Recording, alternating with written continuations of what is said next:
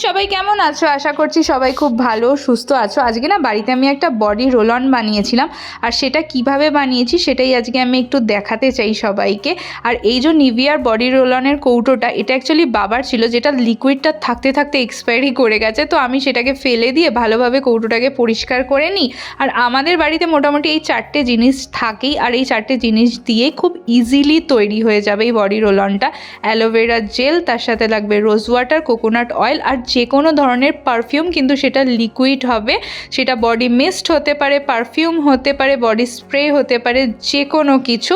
তো আমাদের একটা বাটির মধ্যে 1 চামচ অ্যালোভেরা জেল, 2 চামচ মতন রোজ ওয়াটার নিয়ে নিতে হবে। সেটাকে ভালোভাবে মিক্সড করে নিয়ে তার মধ্যে কিছু ড্রপ দিয়ে দিতে হবে কোকোনাট অয়েল, আর সেটার মধ্যে দিয়ে দেবো হচ্ছে ওই বডি মিস্টটা, যেটা আমার ফেভারিট ছিল।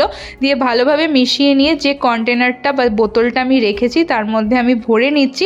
আর যাদের এরকম বোতল নেই তারা যে কোনো কৌটোয় রেখে দিতে পারে, সেটাকে হাতে করেও অ্যাপ্লাই করতে পারে।